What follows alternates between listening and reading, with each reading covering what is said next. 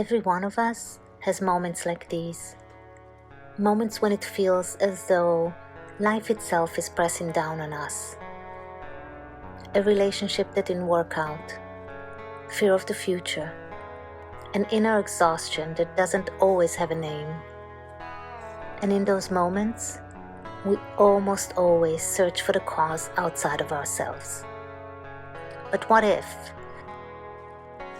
there is a deeper part within us, quieter, more stable, a part that does not break from every passing fear and does not lose itself in the noise of life?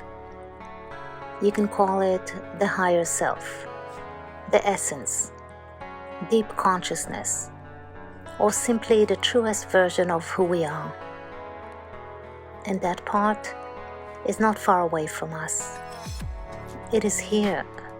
It always has been. Sometimes it feels as though we are divided.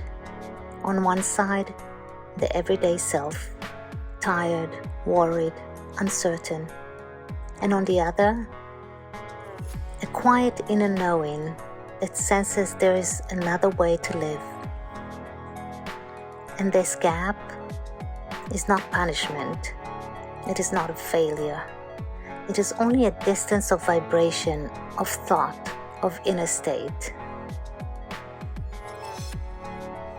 Because every time we experience pain, disappointment, difficulty, something new is also born within us.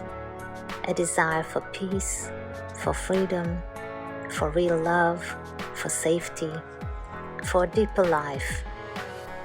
And the deeper part within us already knows that version. It is already living it. But we often remain focused on what is missing. We want love, but think about rejection. We want abundance, but live inside fear of scarcity. We want freedom, but continue telling ourselves the same old story. And this is where the pain is created.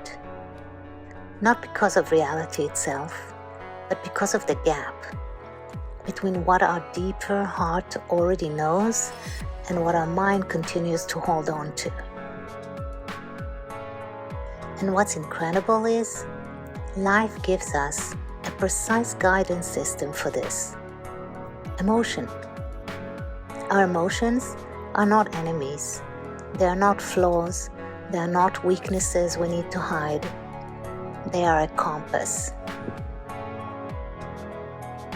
Every emotion we feel is telling us something. When we feel relief, openness, peace, even for a brief moment, it is a sign that we are moving closer to ourselves. And when we feel contraction, anger, despair, deep fear, it does not mean something is wrong with us. It only means that the thought we are holding right now is further away from our inner truth. And that changes everything. Because if emotion comes from thought, then maybe the world is not what controls our experience. Maybe the way we look at the world is what creates it. Think about that for a moment. Two people can go through the exact same event, and one will be broken by it, while the other grows from it. Same reality, different inner experience. Why? Because emotion is not created by the event itself. It is created by the meaning we give to it. This does not mean ignoring pain. Does not mean thinking positive by force. Quite the opposite. It means beginning to truly listen to ourselves. To ask, what thought am I holding right now that is pulling me away from my peace? And then, instead of trying to solve your entire life all at once, simply look for the next thought that feels slightly lighter. Not perfect, not enlightened, just a little closer to relief. We are used to believing that the harder we push, the more we progress. But sometimes the effort itself is what pulls us further away, because there is a difference between action born from fear and action born from clarity. And maybe this is what happens when we stop fighting ourselves, when we stop rowing against the current. Imagine a river, and all our lives we had tried with force to row against it, to force outcomes, to force timing, to force people, to force ourselves to become something. And it is exhausting. But maybe the current itself is already trying to carry us to the right place.